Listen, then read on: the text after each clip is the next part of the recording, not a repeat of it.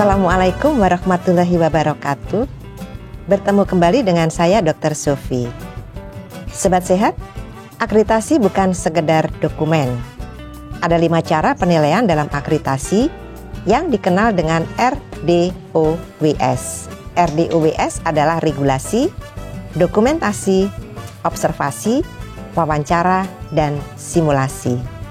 Artinya adalah pada saat proses penilaian akreditasi, surveyor akan melakukan 5 hal, meliputi pertama, melihat dokumen regulasi, yaitu SK, pedoman, panduan, dan SPO.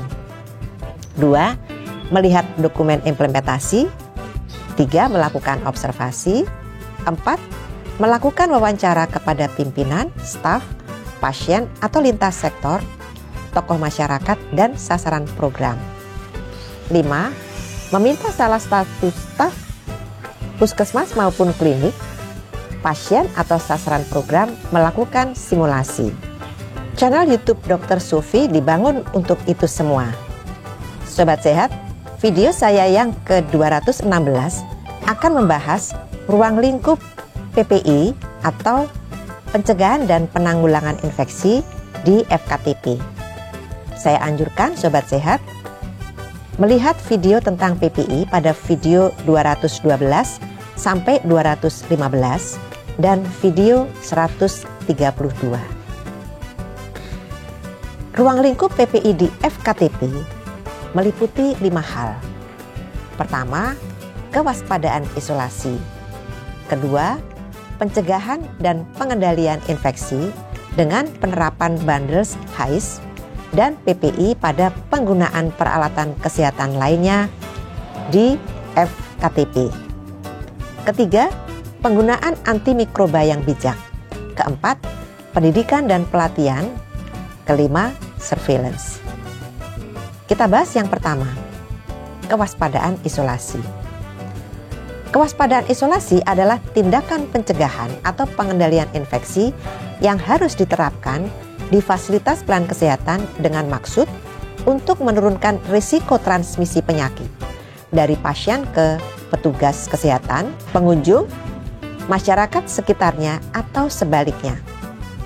Kewaspadaan isolasi dibagi menjadi 2 lapis, yaitu pertama, kewaspadaan standar atau standard precaution, dan 2, kewaspadaan transmisi atau berdasarkan cara penularan atau transmission-based precautions. Kita bahas satu persatu yuk. Tentang kewaspadaan standar. Kewaspadaan standar yaitu kewaspadaan yang utama.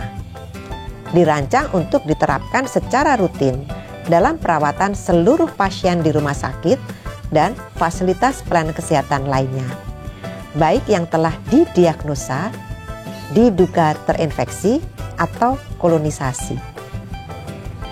Kewaspadaan standar harus dilaksanakan secara rutin dan berkelanjutan di semua fasilitas pelayanan kesehatan, terutama saat memberikan pelayanan kepada pasien atau di masyarakat.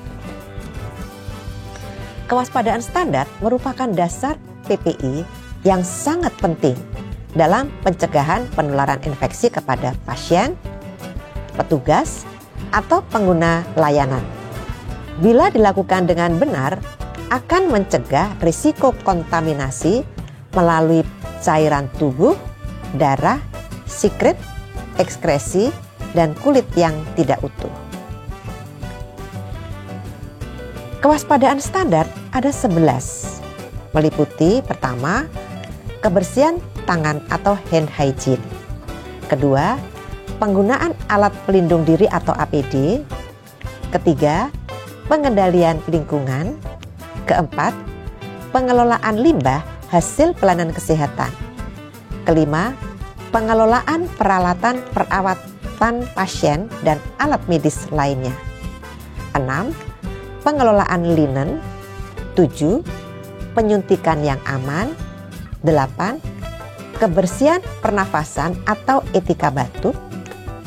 9, penempatan pasien. 10, perlindungan kesehatan petugas. Kemudian kita akan membahas tentang kewaspadaan transmisi.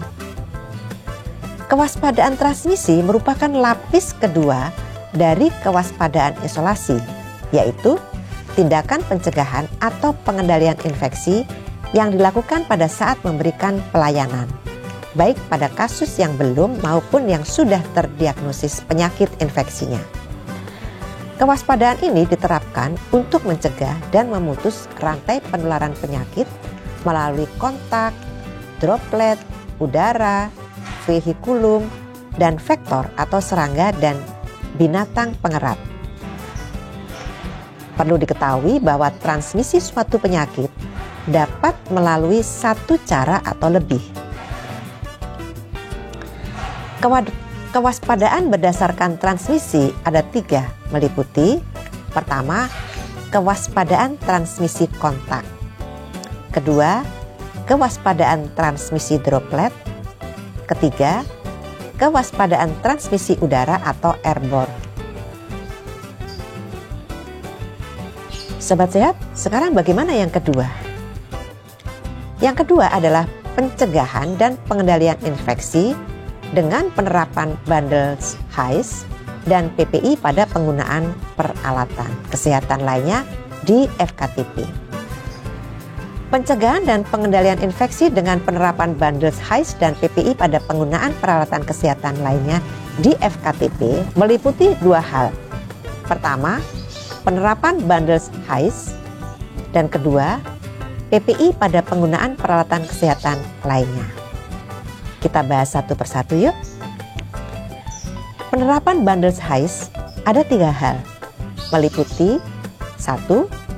Bundles ISK atau Cauchy. 2. Bundle Peripheral Line Associated Bloodstream Infection atau PLAPSI. Ketiga, bundle infeksi daerah operasi atau IDO. Sedangkan PPI pada penggunaan peralatan kesehatan lainnya ada 3 hal juga, meliputi pertama, PPI pada pemberian alat bantu pernafasan atau oksigen nasal. 2. PPI pada pemberian terapi inhalasi atau nebulizer. Ketiga, PPI pada perawatan luka. Nanti dari 5 ruang lingkup PPI di FKTP, masing-masing akan kita bahas dalam video-video tersendiri. Demikianlah Sobat Sehat. Di video 216 ini, kita telah membahas ruang lingkup PPI di FKTP, baik puskesmas maupun klinik. Sobat Sehat bisa membaca lebih rinci pada Permenkes RI nomor 27 tahun 2017 tentang PPI di Fasiankes dan Pedoman Teknis PPI di FKTP. Kita akan bertemu di video 217 untuk membahas penerapan PPI di FKTP. Sampai di sini dulu ya. Semoga selalu sehat. Wassalamualaikum warahmatullahi wabarakatuh.